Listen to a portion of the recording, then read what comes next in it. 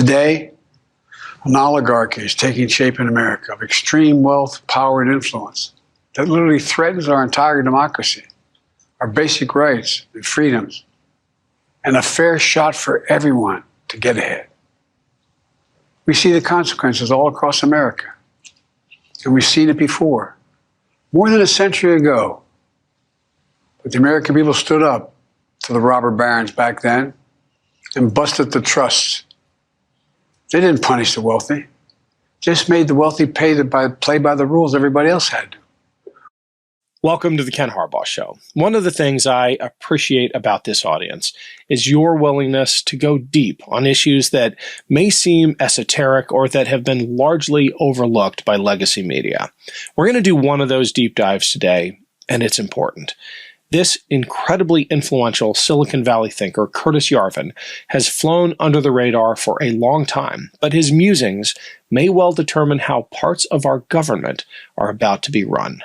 Yarvin's philosophical ramblings, as amateurish as they may be, have had a profound effect on the thinking of some of the most powerful people in America, starting with the billionaires who now dominate our information environment.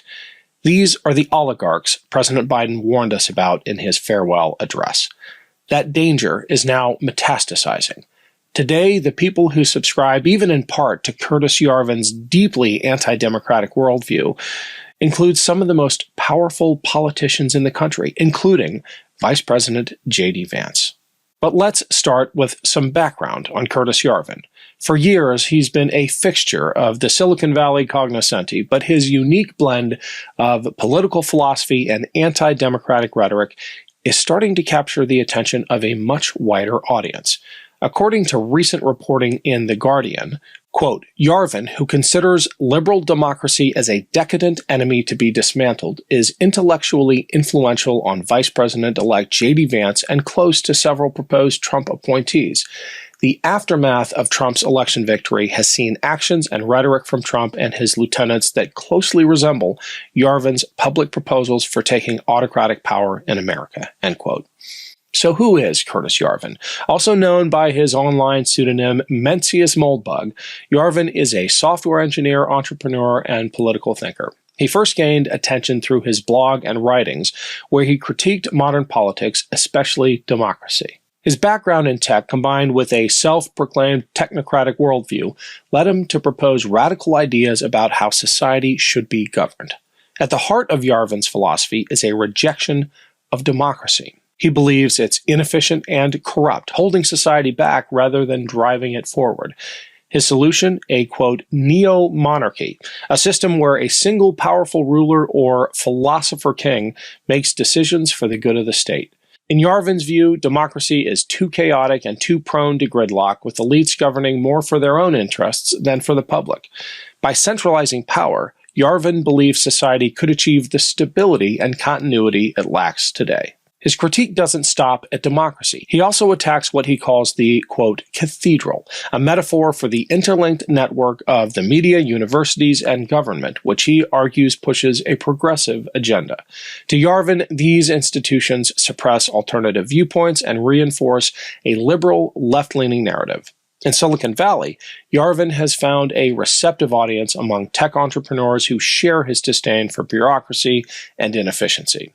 His critiques of democracy and calls for a more centralized, authoritative system align closely with the values of many Silicon Valley leaders, who often see themselves as disruptors of traditional power structures. In October, The Verge reported, perhaps no one online has shaped Vance's thinking more than the neo-reactionary blogger Curtis Yarvin, a former programmer with ties to Vance's friend and benefactor Peter Thiel.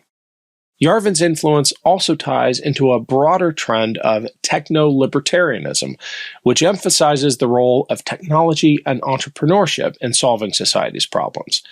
This ideology suggests that tech companies, rather than the government, should take the lead in creating solutions. Yarvin's vision of a centralized, efficient state is a more extreme version of this thinking, one that imagines a world where tech leaders might steer society towards greater stability and control. Consider the newly conceived Department of Government Efficiency, a new government agency with, as far as we know, zero oversight that will be led by Trump's largest financial backer and the wealthiest man on the planet.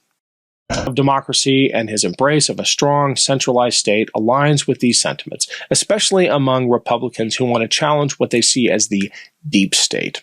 In 2021, on a right-wing podcast, JD Vance referred directly to Curtis Yarvin's writings.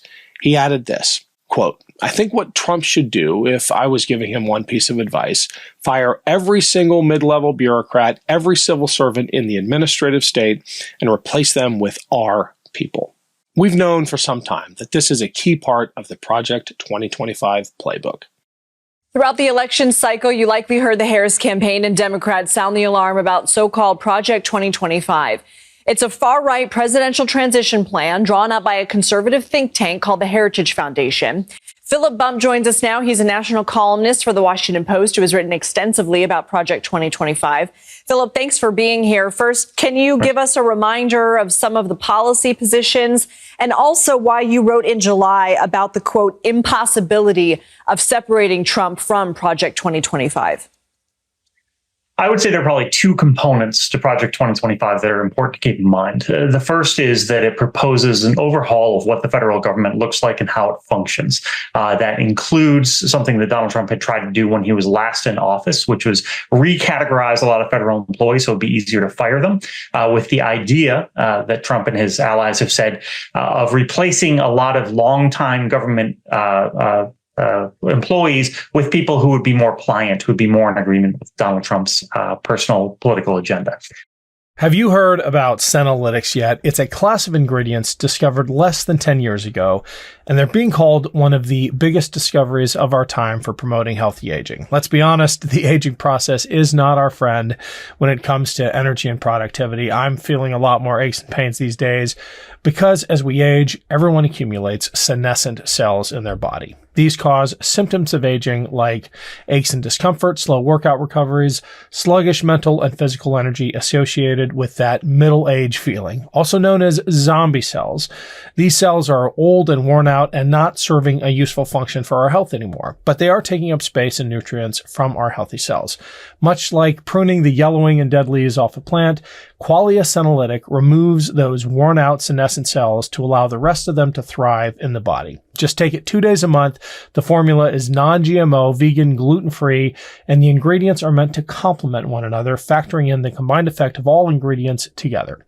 It has a 100-day money-back guarantee, resist aging at the cellular level. Try Qualia Senolytic. Go to qualialife.com/Ken for up to 50% off and use code KEN at checkout for an additional 15% off.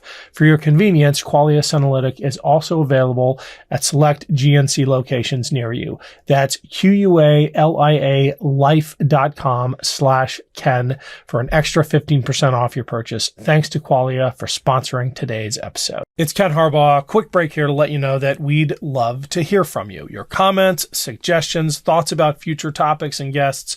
Email us at info@thekenharbaughshow.com and make sure to rate and review us on iTunes or wherever you get your podcasts. Thanks, and back to the show. The idea of a unitary executive, where the president holds near absolute power and a more authoritarian style of governance, fits right in with that mindset. The rhetoric around strong centralized leadership and cutting through bureaucratic red tape could gain steam. This could also lead to more aggressive attempts to limit the power of the media, academia, and other institutions that Yarvin and his followers believe are part of the so-called cathedral. We are already seeing a push for greater centralization of power in the executive branch. This would almost certainly come at the expense of democratic norms, checks and balances, and the system of government accountability that has been central to American democracy for generations. While some may see this as a necessary correction to a broken system, others worry that it could lead to the erosion of the very freedoms and principles that have shaped the nation. I'll let you decide which is the greater risk. Just consider this. In 2016, Donald Trump said he would arrive in Washington and drain the swamp. Now, 8 years later, he is taking office again and has surrounded himself with billionaires who have all, in one way or another, paid to be there. The net worth of Trump's cabinet and advisors approaches $1 trillion. And the tech titans in particular not only marshal vast resources to protect their interests, but are on the verge of controlling how information flows across the internet. They might be rich. They might launch rockets and own media empires. But they are wrong that we need a tyrant to fix what's broken in America. For as long as I'm in this fight, I'm betting on democracy. Love this video? Make sure you stay up to date on the latest breaking news and all things Midas by signing up to the MeidasTouch newsletter at MeidasTouch.com/newsletter.